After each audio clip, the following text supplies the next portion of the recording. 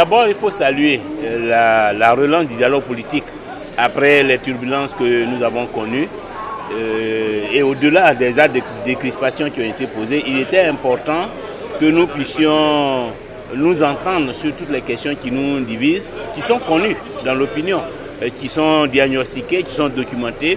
Il appartient maintenant à la classe politique de s'entendre sur l'essentiel, parce que dialoguer, c'est aussi trouver des compromis, c'est faire des efforts de part et d'autre. Et donc ce que nous attendons, c'est que toutes ces questions qui polluent l'environnement sociopolitique en Côte d'Ivoire trouvent à travers cette édition du dialogue politique des solutions définitives et durables.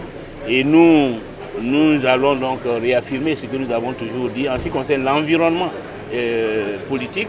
Il y a un certain nombre de questions qui sont à résoudre, qu'il s'agisse des questions des libertés, des droits de l'homme, qu'il s'agisse des questions des exilés. Il est important que sur toutes ces questions, des efforts soient faits au-delà des actes de décrispation pour que nous ne parlions plus dans le cadre politique de ces questions-là. Il y a aussi l'environnement électoral, le cadre juridique et institutionnel des élections, qui sont toujours au cœur des crises et des affrontements, que nous nous entendions sur le code électoral, sur la commission électorale indépendante, sur l'administration électorale, sur le découpage des circonscriptions électorales, sur le mode de scrutin. Il y a un ensemble de questions qui sont connues, qui ont été déjà, diagnostiquées et documentées.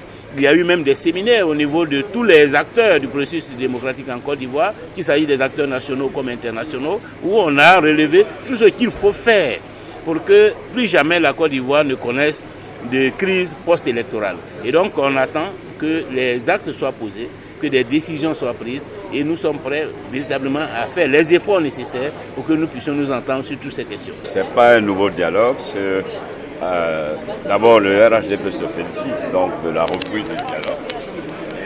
Mais à la vérité, ce dialogue ne s'est jamais arrêté, puisque le président de la République a reçu successivement le président Bédier, le président Babo, le président Finguessan.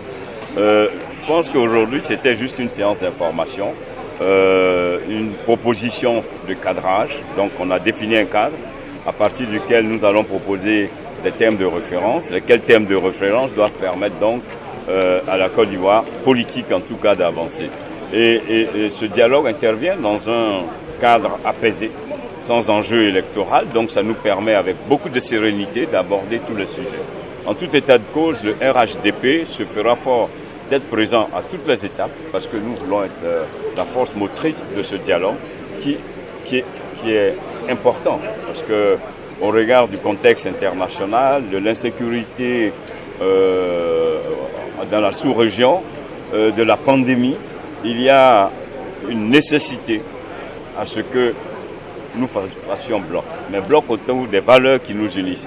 Et donc ce dialogue obéit donc au principe de la Côte d'Ivoire solidaire tel que prôné par le président Alassane Ouattara. Nous souhaitons que ce dialogue puisse aborder tous les sujets. Nous voulons la paix. Ce dialogue, nous ne voulons pas que ce ne soit pas un dialogue, une séance de plus. Nous voulons aboutir réellement à des résultats concrets. Et nous allons travailler pour cela.